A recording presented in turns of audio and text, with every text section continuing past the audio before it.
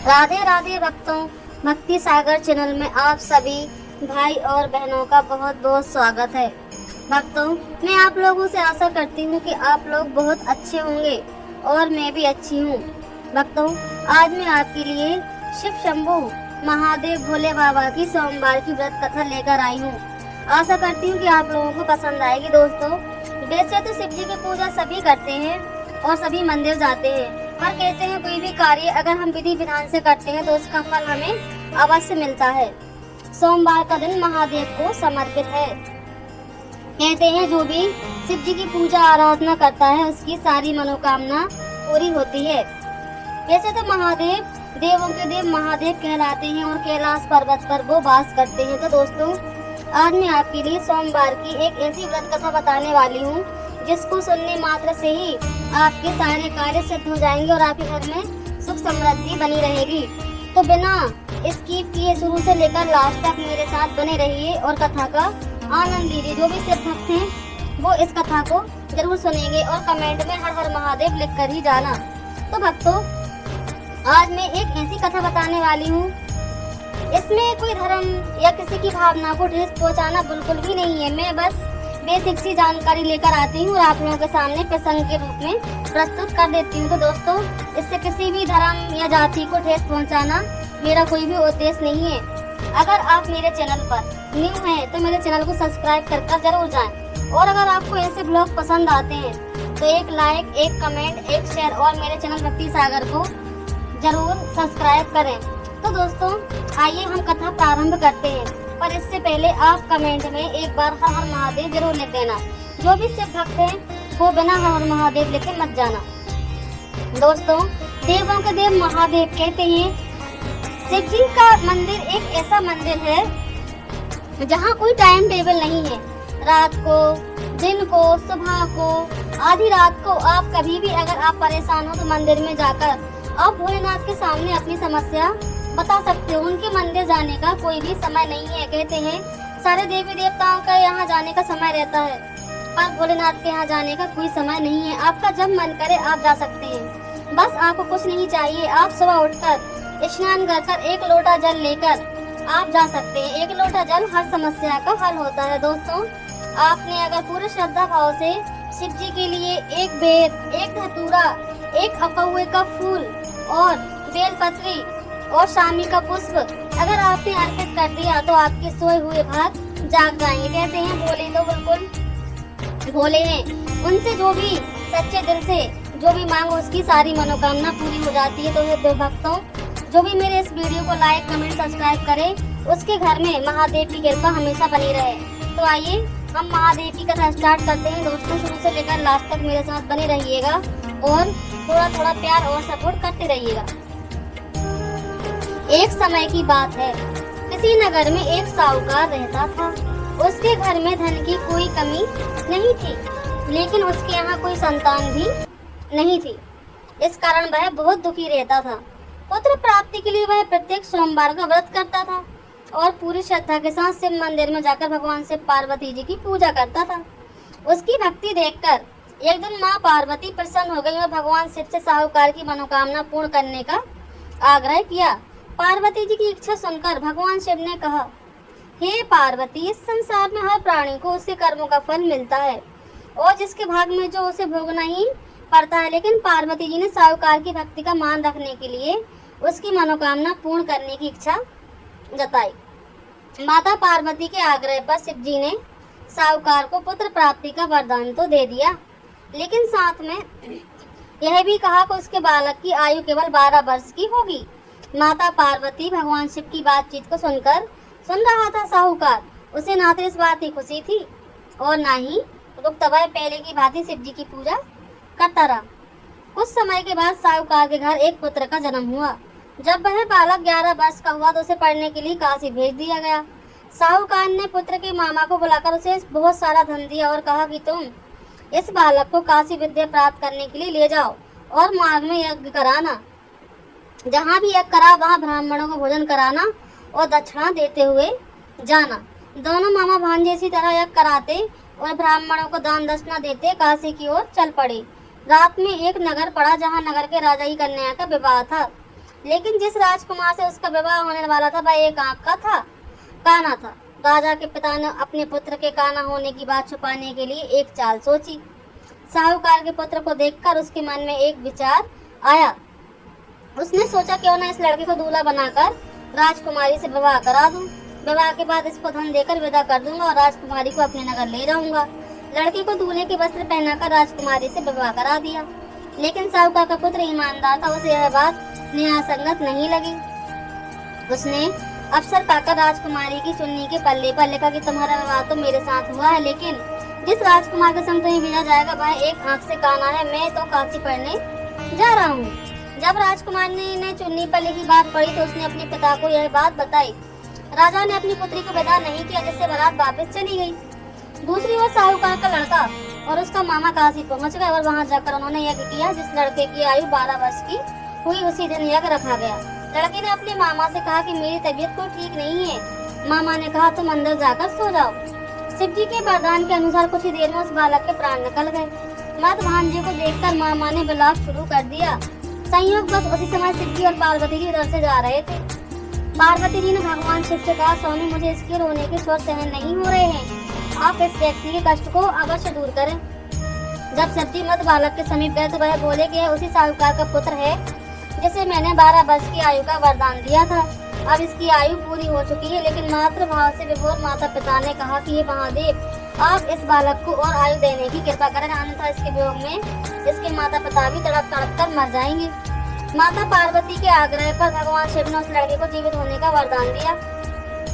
शिव जी की कृपा से वह लड़का जीवित हो गया। शिक्षा समाप्त करके लड़का मामा के साथ अपने घर की ओर चल दिया। दोनों चलते उसी नगर में पहुंचे जहां उसका विवाह हुआ था। उस नगर में भी उन्होंने यज्ञ का आयोजन किया और उस लड़के के ससुर ने उसे पहचान लिया और महल में ले जाकर उसकी खातिरदारी की और अपनी पुत्री को विदा किया। इधर साहूकार और उसकी पत्नी भूखे प्यासे रहकर बेटे की प्रतीक्षा कर रहे थे। उन्होंने प्राण कर रखा था कि यदि उन्हें अपनी बेटी की मृत्यु का समाचार मिला तो वह भी प्राण त्याग देंगे, परंतु अपने बेटे के जीवित होने का समाचार पाकर वह बेहद प्रसन्न हो गए। उसी रात भगवान शिव जी ने व्यापारी के सपने में आकर कहा, हे श्रेष्ठी, मैंने तेरे सोमवार के व्रत करने और व्रत कथा सुनने से प्रसन्न होकर तेरे पुत्र को लंबी आयु प्रदान की। इसी प्रकार जो कोई सोमवार का व्रत करता है या कथा सुनता है और पढ़ता है उसके सभी दुख दूर होते हैं और समस्त मनोकामना पूर्ण हो जाती है। तो दोस्तों, आपको यह कथा कैसी लगी आप लोग हमें कमेंट करके जरूर बताना। दोस्तों, इससे हमें यह शिक्षा मिलती है कि अगर कोई भी काम पूरी श्रद्धा, निष्ठा और ईमानदारी से किया जाता है तो उसका फल हमें जरूर मिलता है। अगर कोई भी कार्य अगर हम करने के लिए मन में ठान लें कि हमें यह कार्य करना है तो वह कार्य जरूर सफल होता है। और दोस्तों, जल चढ़ाने के साथ में आपको इस मंत्र का जाप जरूर करना है। इस मंत्र से भोलेनाथ इतने प्रसन्न होते हैं कि मैं आपको बता नहीं सकती। कहते हैं अगर आपने गलती से भी इस मंत्र का उच्चारण कर लिया और आपके कानों में पड़ गया तो आपकी पुत्री की, आपके परिवार की, आपकी सारी समस्या और आपके सोए हुए भाग रातों रात जाग जाएंगे। कहते हैं जिसका हाथ स्वयं भगवान पकड़ ले उसको क्या ही मुसीबत आ सकती है। भक्त और भगवान का रिश्ता तो अटूट होता है। तो दोस्तों, अगर आपके पास समय नहीं है तो आप यह कथा और यह मंत्र मोबाइल में चलाकर भी सुन सकते हैं। तो दोस्तों, मेरे साथ आप लोग भी इस मंत्र का उच्चारण कीजिए और भोलेनाथ की आराधना कीजिए। अगर आप चाहें तो इस मंत्र को 51 बार बोल सकते हैं, अगर आप चाहें तो 21 बार बोल सकते हैं, अगर आप चाहें तो 11 बार बोल सकते हैं। जैसी आपकी श्रद्धा है उस प्रकार से आप महादेव की पूजन कर सकते हैं। वैसे तो यह चीज़ सभी जानते हैं, पर मैं भी आपको भगवान शिव की आराधना का एक मार्ग बता रही हूँ। तो आप लोग मेरे साथ वीडियो के लास्ट तक बने रहिए। जैसे ही पूजा अर्चना करने हम मंदिर में जाते हैं और भोलेनाथ को जल अर्पित करते हैं और भगवान को चंदन अर्पित करते हैं, रोली चावल अर्पित करते हैं और सारे फल फूल अर्पित करते हैं, उसके बाद हमें इस मंत्र का उच्चारण करना है। ओम नमः शिवाय, ओम नमः शिवाय, ओम नमः शिवाय, ओम नमः शिवाय, ओम नमः शिवाय, ओम नमः शिवाय, ओम नमः शिवाय, ओम नमः शिवाय,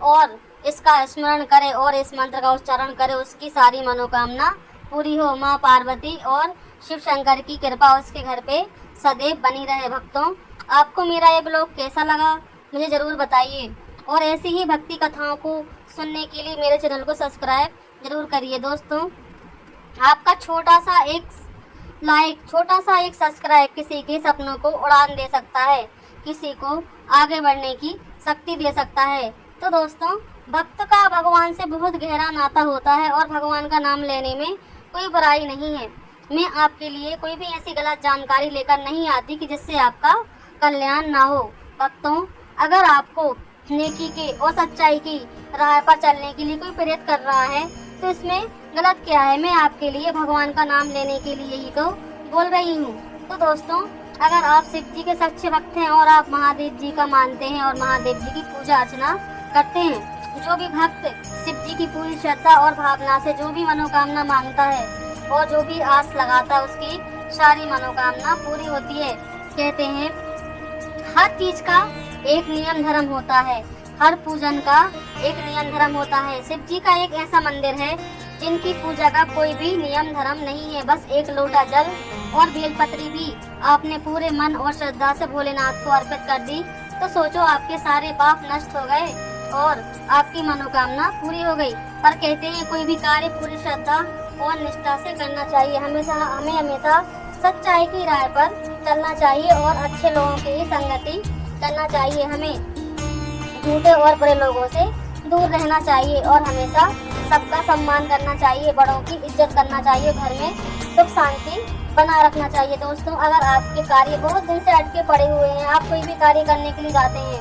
अगर आपके घर में बहुत ज़्यादा आर्थिक तंगी है और आपके घर में कोई बुजुर्ग बहुत दिनों से बीमार रहता है, तो आप शिव जी के मंदिर में एक कटोरी में खड़ी मूंग की दाल ले जाकर और उस रोगी के ऊपर से घुमाकर आप शिव मंदिर में अर्पित करवा दीजिए।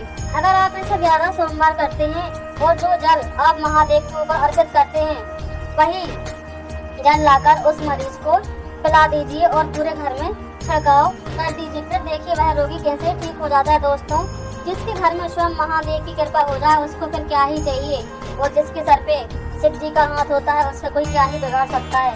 दोस्तों, हम तो महादेव के भक्त हैं। आप लोगों से आशा करती हूँ कि मैं तो यह एक छोटा सा प्रयास था आप लोगों के लिए।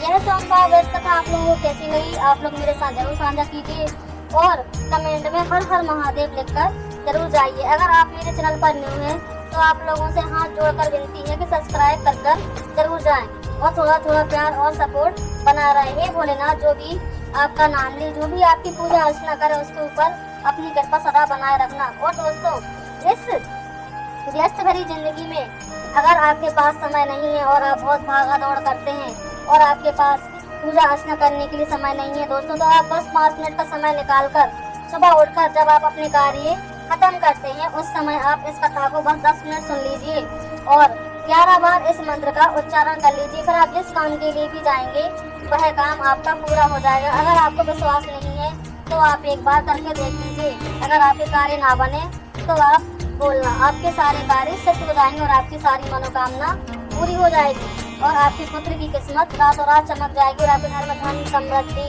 की वर्षा होने लगेगी और आपके घर में सुख समृद्धि आएगी। तो दोस्तों, इसी तरह की कथा, इसी तरह के भक्त मुझसे जोड़ने के लिए मेरे चैनल को सब्सक्राइब जरूर करें, लाइक करें, कमेंट करें और कमेंट में हर हर महादेव लिखकर जरूर जाएं।